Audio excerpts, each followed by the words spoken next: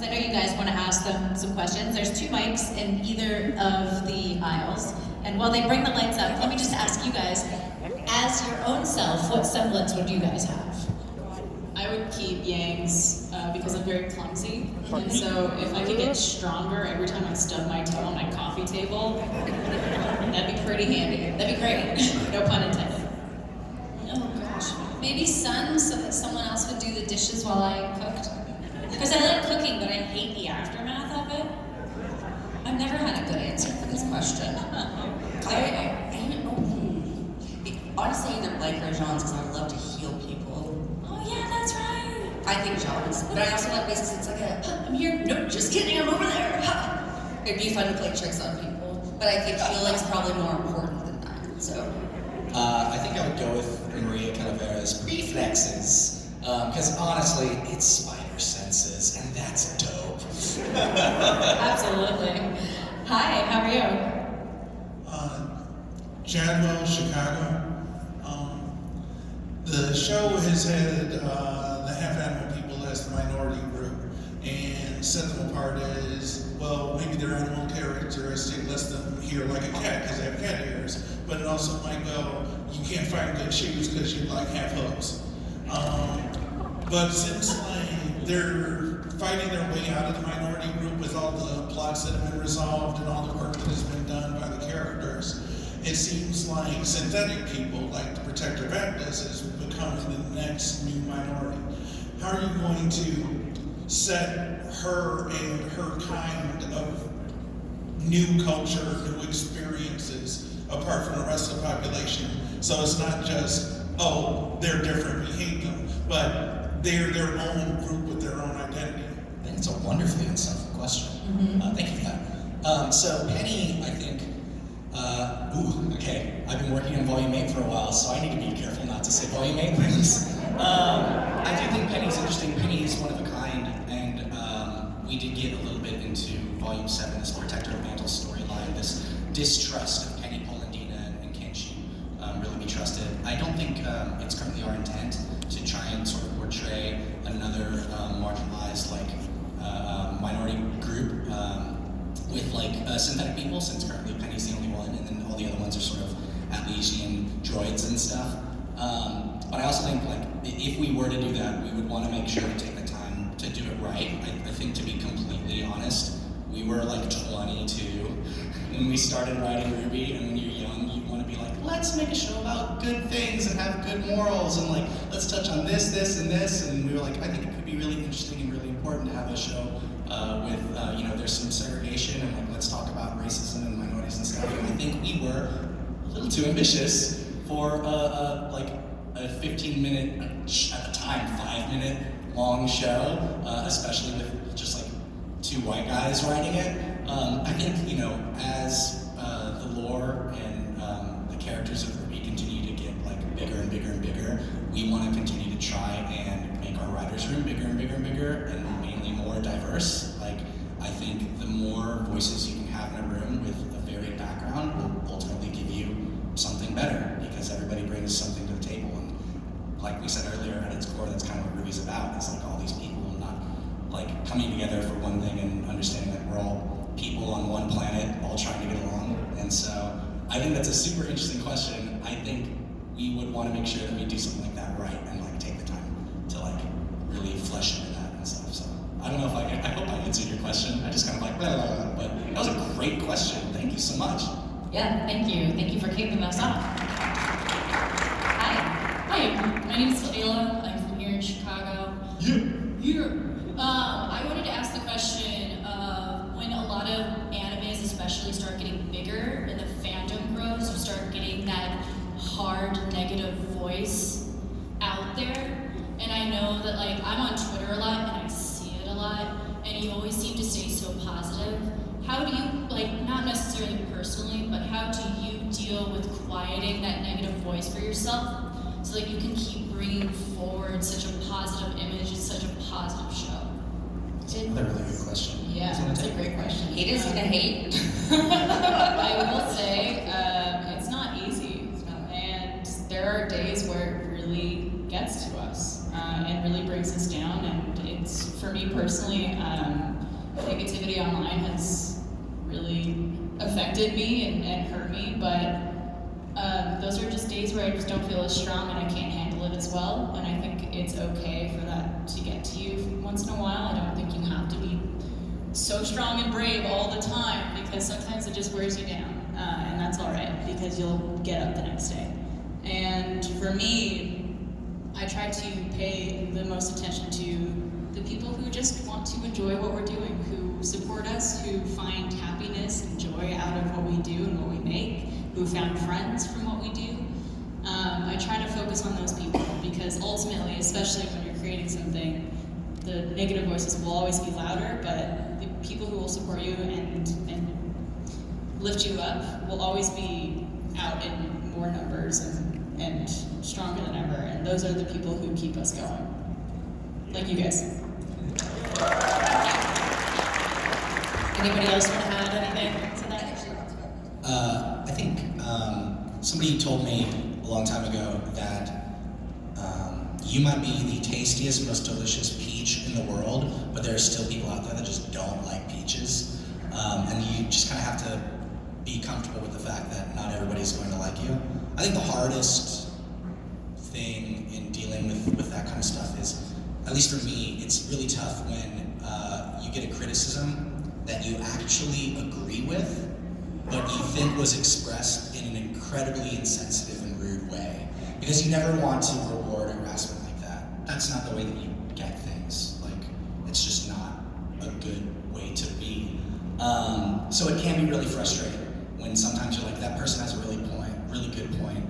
They're a fucking dick. And so I don't want to listen. I'm sorry, I hope I'm not allowed to swear. It's okay. Well, too late now. If only I had the preflexes. Yeah, I think that can be kind of tough, but to Barbara's point, you just have to focus on the people that are happy with what you make. I highly recommend, if stuff like that, about like, putting artwork out there, being vulnerable and kind of fearing criticism, stuff like that gets to you, I highly recommend Brene Brown. She's Yes. a public speaker, a phenomenal writer. Yes. She has a book Gift called of Daring Imperfection. Greatly. Yeah, there's a book called Daring Greatly that's actually talking about a Roosevelt quote, but essentially it boils down to, look, people are going to say whatever they're going to say, but the people you should really care about, whose opinions you should really care about, are the people that are trying to do the same thing you're doing. The people that are actually out there creating things, whether it be art, writing, music, performance, anything. The people who are in the arena, who make mistakes, who stumble, who fall, who get tomatoes flung at them, and then who get back up and do it again. Those are the people you should be listening to, because they get it. Everybody else is just sitting there Just tomato. behind their computer saying whatever they want and doing whatever. So, I mean, obviously in entertainment you do have to listen to the audience, but you can listen to some members of that audience more than others. There were times. There are times where things will be said about you that are just straight up lies, and there's nothing you can do about it. You get to a point where you just understand that no matter what you say, no matter what you do, these people are just not going to like you for whatever reason, and that's not your problem. That's their problem. There's this new phrase that I've learned: you're now living rent-free in someone's mind, and I think that's the coolest thing to say. You'd be like, you know what? Yeah, that's right. I'm owning that. But it's something that you. I feel that really it only just takes time. Like, you can be told this thing as many times as people will tell you, but unless you've had the time to experience and fully accept it and understand, then there's not much you can do. You just have to take that time. So, super helpful, I know. Absolutely, thank you. Hi. Hi, I'm Brandon. I'm from Chicago. What is your favorite thing about doing the convention? Meeting you guys and talking so much. I like being able to try all the different food of all the different places that we go. So earlier we were in Switzerland and we ate snails, and now I'm in Chicago and I'm gonna try to have a deep dish that I don't eat. No offense. I'm a plastic margarita kind of girl. So Hey, if you want to weigh in on this, I have a tally going on my autographs desk. I'm trying to figure out collectively what the best pizza is in town. Right now, Giordano's has a commanding lead, but here's the interesting thing. It's like way in the lead, but the people that don't like it, don't like it. They're like, it's tourist pizza. Disgusting. So, rather than shout, I'm just saying, come by my autograph booth and you can mark down with a Sharpie. So we have facts and evidence supported by data. Thank you. My favorite thing about cons though is walking the floor and looking at other people. Yeah, the food is a good drawing factor at conventions. Anything else you guys love about coming? Obviously, like meeting all the fans at every convention is my top thing. But another thing that I've loved about conventions and getting to do it with the R.W.B.Y crew and everyone is like we get to see each other at these cons. Because like Aaron and I don't live in the same place, and Kara I never see unless we're at a convention. Lindsay and Miles I work with every day, but it's nice to kind of reunite for these cons. And also like a bunch of voice actors and actors who we see at conventions we become friendly with over time, and getting to kind of see them like summer camp. Like we get to make new friends just like Fun. Yeah, it's fun. So I'm the reason why you like to do conventions, that's what you're saying. Absolutely. She's the heart of the convention. Hi. Yeah, hi, my name is John. I actually live in Naperville, just down the road. And Ryder, so this kind of plays into my question. In Volume 3, you killed off Pyrrha, and I personally didn't like No, hey, that's fine for him to talk about, okay? I meander a little, but I get to the point eventually. So, when you did that, I didn't like it personally, but then I stepped back as a writer myself and tried to weigh the pros and cons of this. And I found that I didn't like it as a writing choice either.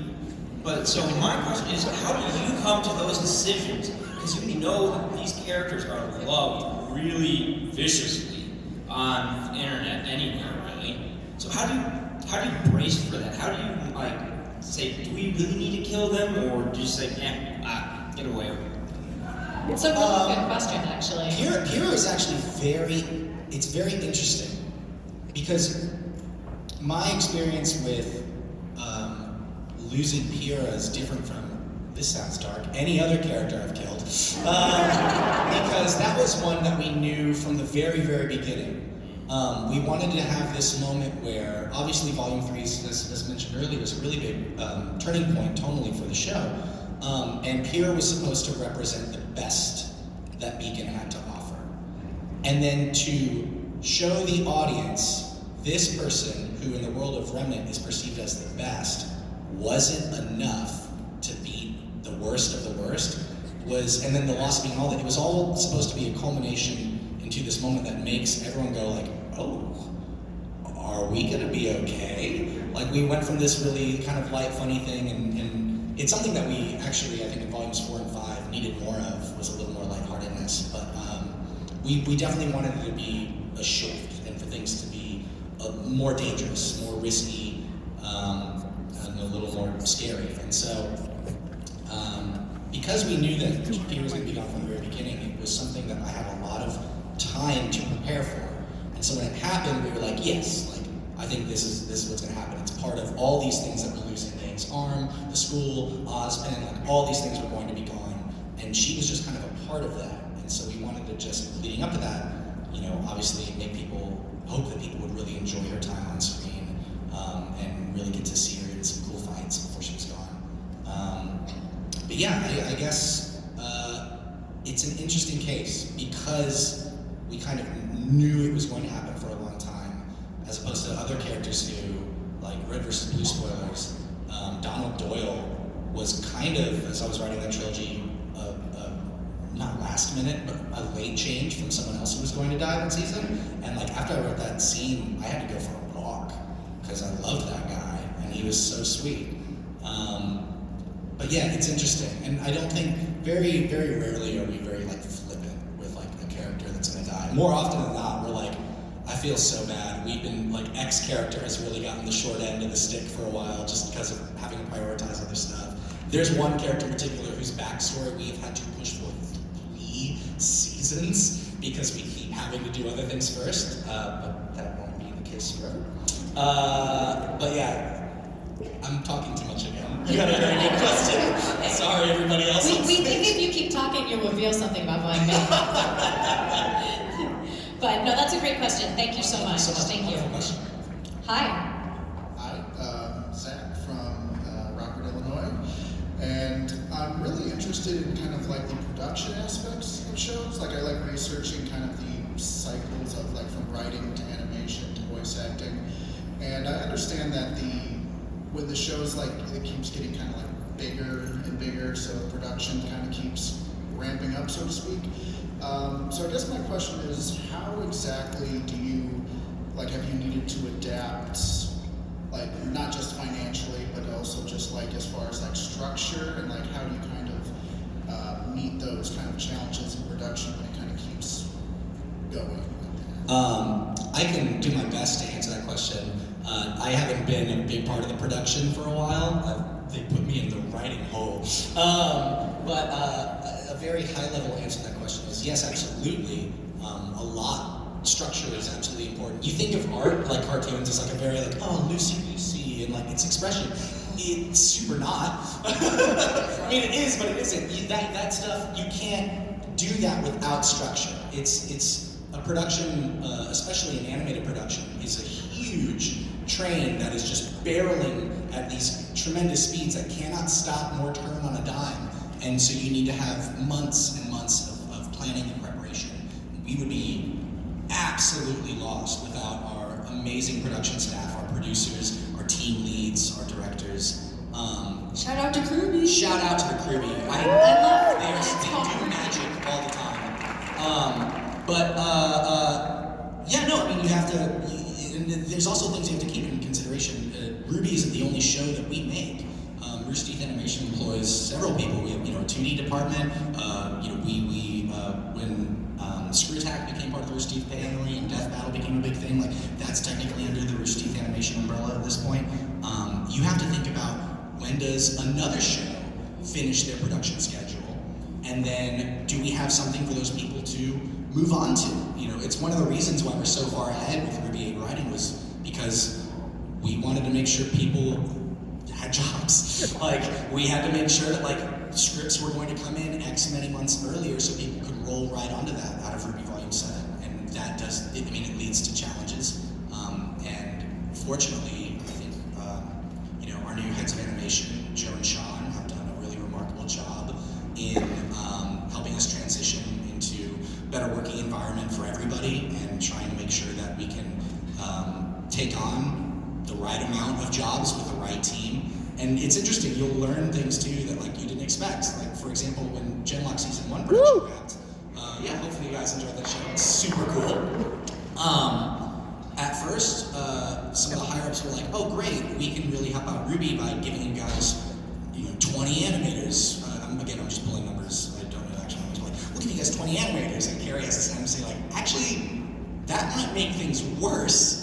Because if you have more people, then you need more people managing those people, and we only have this many managers, so really we don't need 20 animators, we need 3 really good animators, and there's such complexity, and it's such a massive undertaking that it really, you can't have a show of this scale without having an entire team of people dedicated to it, and I think Rooster Teeth Animation is really fortunate to have a lot of people doing their absolute best to try and keep the R.W.B.Y train going.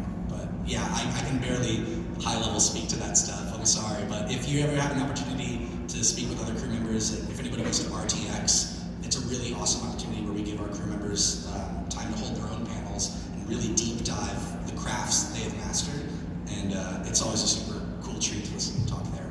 But sorry, couldn't give you a better answer, but thank you. Thank you. Thank you so much. Yeah, it was